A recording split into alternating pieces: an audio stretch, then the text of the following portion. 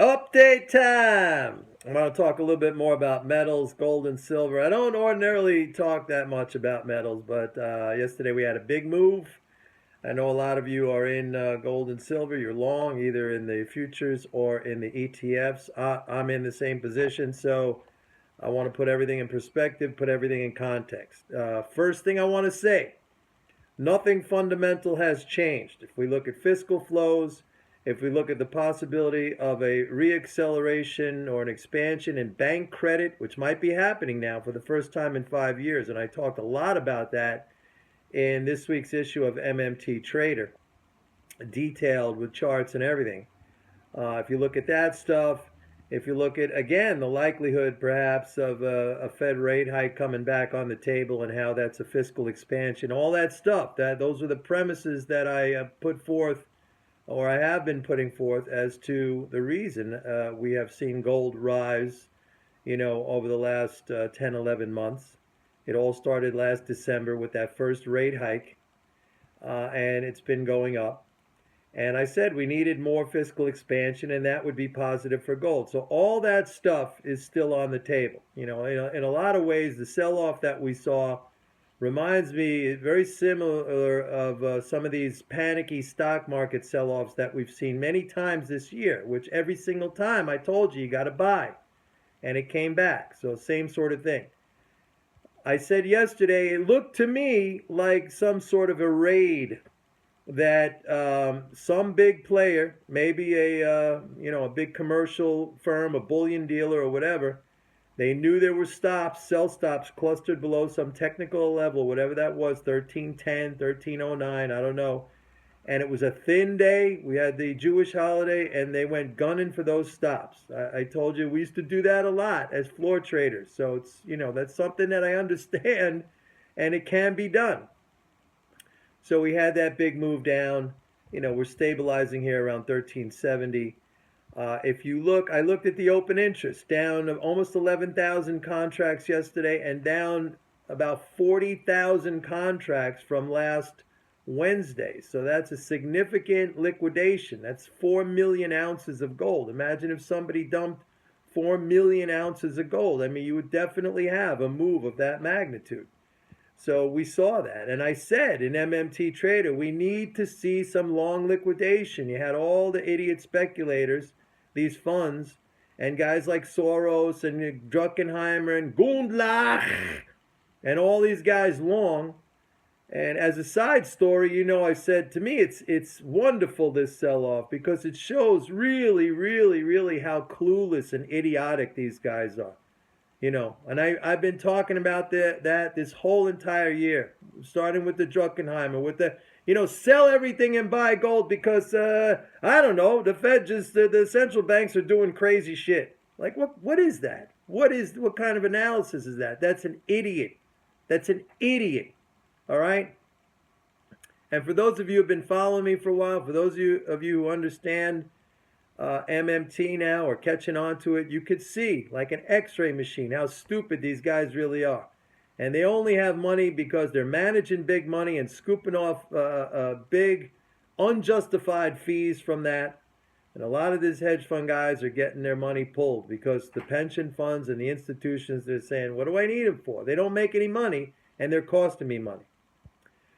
So they're idiots. So it warms my heart when I see this kind of thing happen, because stocks, I said buy stocks and sell gold way back when those guys were saying sell gold and buy stocks. Now, I am long gold, but I'm just saying the premise, the macro view, you didn't want to sell stocks, and you still don't want to sell stocks.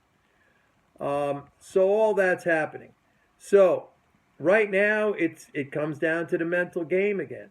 I know that for many of you, this trading business, and even for some of you who are kind of veterans at this, or have been doing this for a while, this mental game aspect is a new thing to you. Some of you, I get emails now every single day from some of you, telling me how thankful you are and how I've opened up your eyes as to the real story here about success, which is the mental game. I mean, you're really starting to see it, which is great. But I know that the first reaction in something like this, market drops 40, 50, 60, $70 maybe gold in the last 2-3 days. The first reaction is fear, it's panic, it's stress, it's anxiety, it's worry, it's nerves.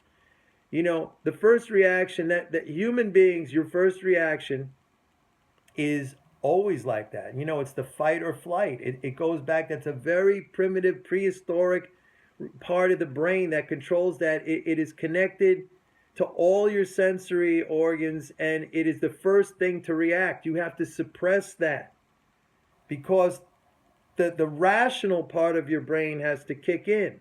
That's the part that'll give you perspective, that'll give you context, that'll say, hey, look, wait a minute, nothing has changed. Yeah, okay, it's against me right now, but chances are it's going to go back because there's been no fundamental change. There's nothing in here, in the situation, in the circumstances, that tells me that something fundamental has changed in the whole picture. The fundamentals don't just change like that on a dime. All right? They develop, they kind of get set in place, and they stay there. And then it takes other action. It takes action. It takes policy change. It takes something, and then even that, the time it takes for it to, flow through. So you have to understand. So you got to let, that part of your brain, the frontal cortex, you're talking about the limbic system is the fight or flight. That's the first thing that I'm scared, I'm nervous, I'm worried, I'm stressed out, I'm anxious, I'm going to lose all my money, I'm going to be wiped out, I better do a stop loss. Stop, you can't. Here's the other thing I wanted to say. The idea that taking losses, that, just accepting losses is some kind of prudent risk management or money management is absurd, all right, for two reasons. Number one, there are two assumptions built into that idea, which are false assumptions. Number one is the assumption that if you take a loss, that the loss would have been bigger had you not taken that loss. You don't know that, okay? And the other assumption is that your next trade is going to be a profit. You don't know that either. Both of those assumptions are false, yet it's put out there as this wise, piece of advice. Cut your losses. Use stop losses. The prudent way to do things, number one, is to stay rational, okay? To control your emotions, to see things with perspective, to put them in context, and then if things are really not working out or something has changed, to strategically and tactically and rationally work out of that situation, which is most of the time only just requires patience. That's it. It doesn't even require anything else. Once in a while, it might require, averaging a position or something like that. Most of the time, it just requires patience. You got to stay calm. The first reaction, I understand that for most of you, is nerves and worry and anxiety and stress and what the hell am I doing and why am I listening to this guy and I'm going to be wiped out. You gotta control that. Bring your rational brain into it. You see the reaction on the part of the zombies, on the part of the 100%, on the part of people out there. Really, when you see it, they have no interest in really understanding the truth. They're happy to react like that. So that's why it's so easy for me or for us to take their money. They're just running around like chickens with their heads cut off. Everything is an emotional reaction without any understanding, even the slightest bit of understanding. Sell stocks, buy gold. Why? I don't know. Things just look crazy. What the fuck is that? What the fuck is that? But, in order to take advantage of those people, you have to be under control. You have to be the one. If you think of soldiers, if you think, and I kind of nicknamed our group SEAL Team 6. Think about this Navy SEALs. The training they go through is all about, most of that training is designed to create or foster a mental state that can overcome adversity and fear. The ones who make it through that, like 150, 170 people in every class try out and something like 20 or 30 only make it. And it's really what breaks them is not the physical. A lot of those guys who go in there, some of them could be Olympic athletes. They are tough dudes physically. They get through all that physical shit. What breaks them is the mental part. I never said this trading would be easy. It is very rewarding and very gratifying from a monetary and an intellectual point of view. But it demands something from you. Don't think you just do it and, oh, I know about MMT, I'm going to make all this money. Forget about it. None of those MMT people make money. All right? They're all professors. They couldn't make money. I'm sorry. So it demands something from you. Life always demands, if you want something, there's a cost. All right? Cost benefit. You got to be willing to pay the cost. The cost here is that from time to time, there's going to be tough times.